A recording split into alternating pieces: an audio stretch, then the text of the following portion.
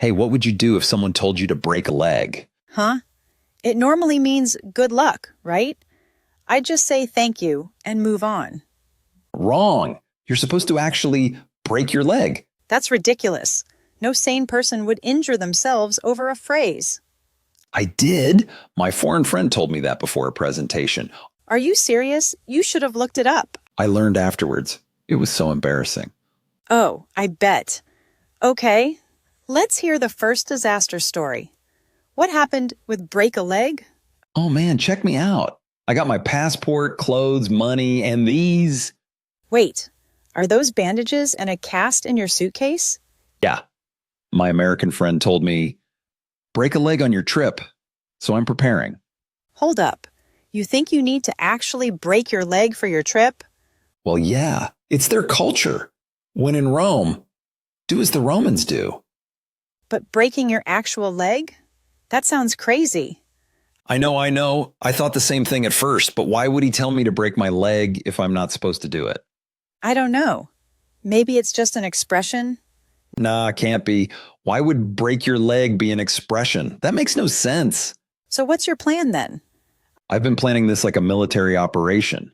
Should I fall down some stairs? Maybe drop something heavy on it? There's no good way to break your leg. This is madness. I even made a list of hospitals near my hotel. And look, I bought travel insurance with extra medical coverage. You're really serious about this. I've been practicing with these crutches too. It's harder than it looks. Did you even try looking up what break a leg means? I asked my other foreign friend, and he said, oh yeah, everyone does that. So it must be normal. And you believed him.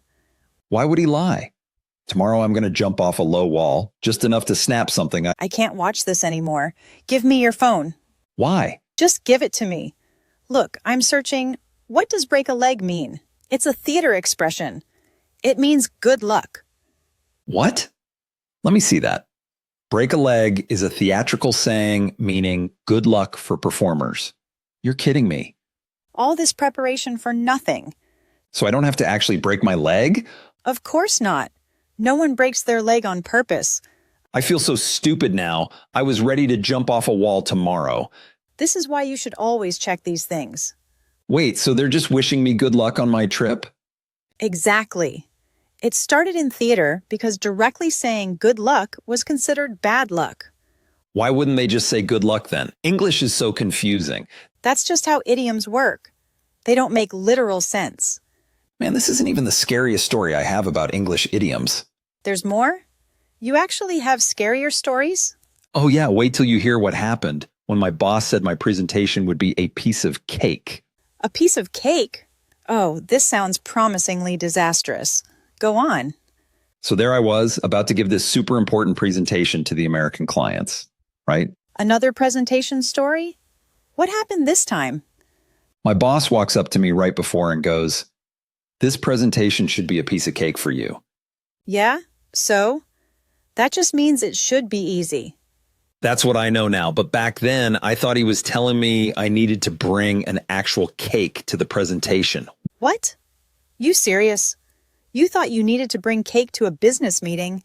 Yeah. I never heard that expression before. I'm thinking, why didn't anyone tell me we need cake for this $1 million deal? So what did you do? I panicked. The meeting was starting in 20 minutes, so I ran out of the office like a madman. You actually went to buy a cake? Of course. The boss said we needed it. I ran to 3 convenience stores before I found the last slice of strawberry shortcake. You bought a single slice? The expression is a piece of cake, not a whole cake. I was being precise. I can't believe this. So I'm running back, sweating, clutching this cake like it was the key to closing the deal. The clients were already seated, looking through their portfolios, completely serious. Please tell me you didn't actually bring it into the meeting. Of course I did. I set up my laptop, started the presentation, and then halfway through, I pulled out this slice of cake from my bag, all formal-like I was presenting the crown jewels at a board meeting. Oh no. I said with a super serious face, as requested, I brought a piece of cake. Complete silence. Everyone's staring at me. I'm getting secondhand embarrassment just hearing this. The American clients looked confused. My boss's face turned completely white. What did you do? I tried saving it. I said, this cake represents our company's layers of expertise, and the sweetness symbolizes our customer service. You made that up on the spot? I was desperate, but an American client explained the idiom, and they thought it was hilarious. We ended up sharing the cake after signing the deal. Talk about failing upward. Right? But the next one involves the weather. Oh, good. Maybe less embarrassing? Let's hear it. So I was just checking the weather app on my phone the other day, right? Yeah? Was it supposed to be nice or what? That's the thing. My American friend texted me saying, tomorrow it might rain cats and dogs. Wait, don't tell me. I totally freaked out. I was like, actual cats and dogs falling from the sky? You seriously thought animals would fall from the sky? That's just an expression. How was I supposed to know that? If someone says it's raining cats and dogs, it should mean cats and dogs are raining. No normal person would imagine pets plummeting from clouds. Well, I did. The moment I read that text, I panicked and started assembling this ridiculous emergency animal rain kit. Got a helmet that looked like something from a cartoon superhero movie, these thick gardening gloves, and the biggest umbrella I could find. Like I was preparing for some apocalyptic pet shower. What were you even preparing for with all that gear? Think about it. If a cat falls on your head from way up there, to a roof error, that's going to hurt. And dogs are even heavier. This is beyond ridiculous. I even posted a warning on social media. Attention, everyone. Tomorrow, cats and dogs will fall from the sky. Please take precautions. People must have thought you lost your mind. My friends started calling me asking if I was okay. I put cushions all over my balcony to give the animals a soft landing. For falling animals? Seriously? I didn't want them to get hurt. So when rain started at 3 a.m., I jumped out of bed in full gear, running outside, spinning around, looking up, shouting, "Where are the cats? Are the dogs coming later?"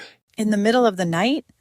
This guy walking his dog saw me and practically ran away. Next day, my American friend explained, raining cats and dogs just means heavy rain. So you stood in a downpour at 3 a.m. for nothing. I stood there completely soaked, feeling so silly, waiting for cats that were never coming. I couldn't decide whether to laugh or cry about the whole thing. At least you learned something, right? Yeah, but wait till you hear what happened when my friend told me his grandpa kicked the bucket. Oh boy, what now? Kicked the bucket? This can't be good. And did this happen after the animal rain incident? Yes. So last week, I was helping plan this surprise birthday party for my friend, and his brother goes, "Whatever you do, don't spill the beans." Let me guess, you thought you needed actual beans? Of course. Why else would he say that? So I bought this bag of pinto beans. You thought a birthday party needed beans? For what purpose exactly? I figured it was some American party tradition. Maybe they throw beans instead of confetti. That makes absolutely no sense. I was trying to be culturally sensitive, so I carried this bag of beans around carefully for days. Why didn't you just leave them at home? Because he specifically said, don't spill the beans. I needed to have them with me to make sure they stayed safe. That's dedicated bean security. Then I got this text from another friend saying, old Mr. Tanaka finally kicked the bucket. Oh no, don't tell me. With my beans safely in hand, I apparently needed to go kick some bucket for Mr. Tanaka. You thought you literally had to go kick a bucket? Maybe it's some kind of respect thing. Americans do weird stuff. So what happened next? I went to Mr. Tanaka's house with my beans. You went to his house? Yeah. I'm looking around his yard, hugging my bean bag, when I spot this metal bucket by his rose garden. The sun was glinting off it, almost calling to me. Please tell me you didn't. I put down my beans carefully, walked up to the bucket, and gave it the biggest kick of my life. You kicked an old man's bucket in his yard? The bucket flew through the air and smashed right through his window. Glass everywhere. You broke his window? His family came running out looking horrified, and I'm standing there saying, I'm just kicking the bucket for Mr. Tanaka like I was told to. What did they say? Before they could explain, I backed onto my beans. The bag burst open and beans went flying everywhere. So you literally spilled the beans while explaining why you kicked their bucket. The irony. They told me Mr. Tanaka had died. 2 idioms, 1 catastrophe. I was apologizing while picking up beans from their yard. Are you still trying to learn English idioms after all this? Yeah, but now I triple check everything. English idioms are terrifying. Definitely seems that way for you. So, quite the collection of catastrophes today. So we learned about 5 English idioms today. Break a leg, piece of cake, raining cats and dogs, spill the beans, and kick the bucket. And what happened when you took them literally? Complete disaster. Almost injured myself, brought actual cake, waited for animals to fall, and kicked a bucket thinking it was part of a ritual, breaking a window in the process. English has thousands of idioms. No wonder people get confused. But maybe don't take them quite so literally. They become fun once you learn them, and maybe survive the experience. Next time, we'll show what happened when I tried to hold my horses. You didn't actually. Oh no, you wouldn't. Oh, I did. Stay tuned for that travel disaster.